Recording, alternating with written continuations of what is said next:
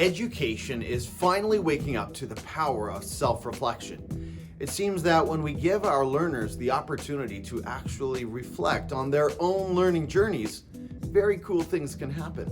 They get involved in the process.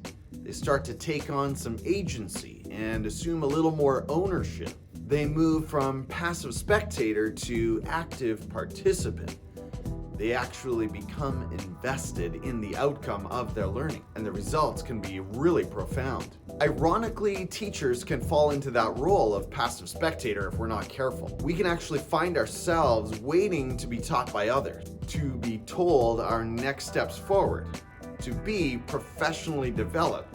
That's sad. Yes, it's entirely possible for the very professionals dedicated to the industry of learning to learn very little at all, to sort of cruise from year to year, to grow stagnant and stale, uncritical of our own professional practice, unconcerned with growth, or too content in safety to risk vulnerability or uncertainty of any kind. Now, don't hear me heaping judgment, because I've been in that place of passive spectator myself.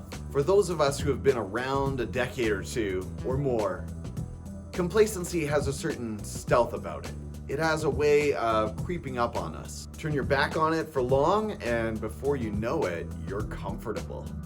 And when you're comfortable, you're not learning a whole lot. Last year, I was privileged to attend an assessment conference with 3 of my colleagues, and we were profoundly impacted.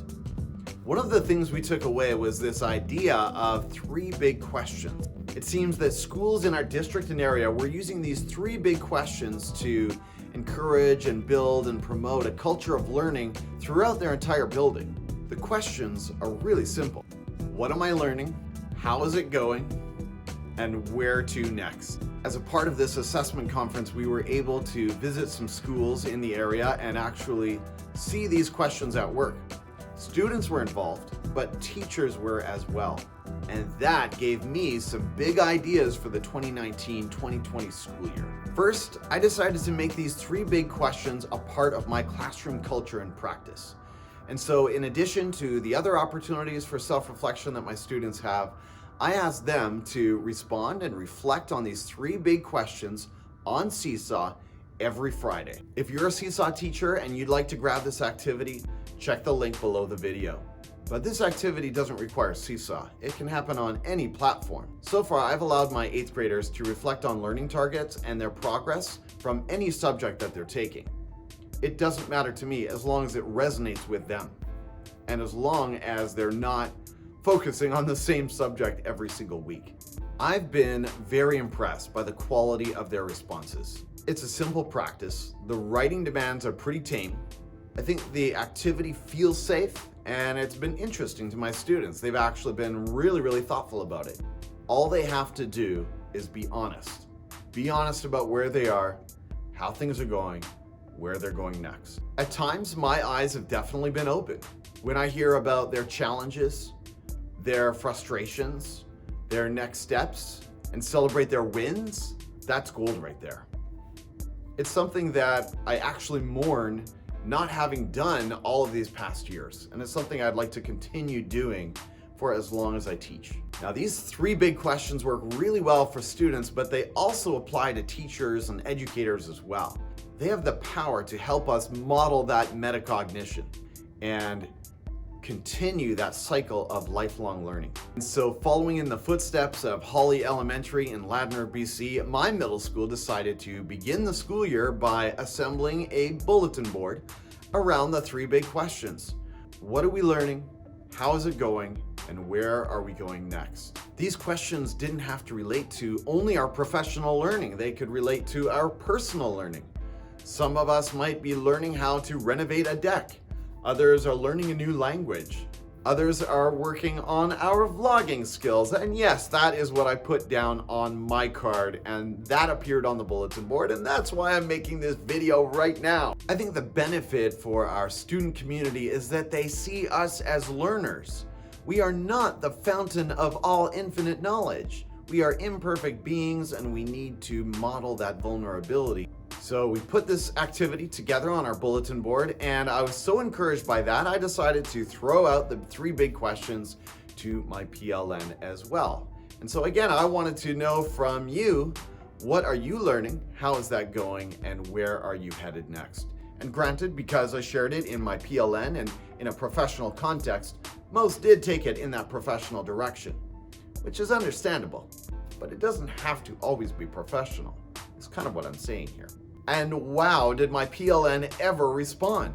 It was awesome. First, there was Brian Carpenter, who shared about how he's learning the design process and trying to apply it to his appropriately 11th grade design class. There was also Jade Miller, who is learning all about PBL, and she had just finished her first PBL unit. And her next steps were thinking about how to bring more of her colleagues, or perhaps her peers, into that world of PBL.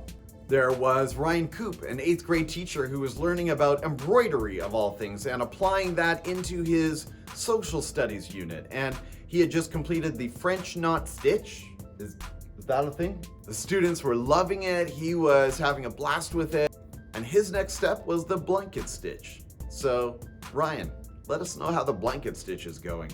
Next was Erica Clevenger, learning about student personalized learning and rigor, and thinking about how to move into student-created or co-created assessments. A lot of cool stuff there, Erica. I'd love to hear an update. I could go on with more examples because honestly the feed was getting a little long, but I think you get the idea. Every learning community, every education institution would do well to think about the 3 big questions. I don't know about you, but I would love to hear what my colleagues are learning, how they're growing, what their challenges are, what's next for them. I find that energizing and inspiring. I think we need to share more of it, both with our students and with each other. We need to be open about our learning. We need to make learning visible. Someone should really start an organization called Visible Learning. I think those are really key questions, and I think they would enrich every learning community when we ask them, when we have those conversations. And so that's my challenge to you. That's where I'm leaving it with you today. And whether it's professional or personal, I want to know. In fact, that's one of the things I enjoy about the Teachers on Fire podcast the most is I just like to hear what other people are learning. It's so interesting. The big idea here is that I just think these 3 big questions have the power to model that metacognition, model that lifestyle of learning and self-reflection that we want our learners to see and we want our learning communities to see. We want our friends and family to see, because frankly, don't we all want to be in a growth mindset? Don't we all want to move forward in our personal and professional lives? I know I do, and I think you do too. Share your answers with me in the comments below. Share them with your colleagues, share them with your PLN, share them with your learners. Your answers, your reflections, your learning, your growth will inspire people around you. Till next time, it's Tim KV from Teachers on Fire. Thank you so much for joining me today. Make sure you subscribe to the podcast, and I'll catch you right here next week on the Teachers on Fire YouTube channel.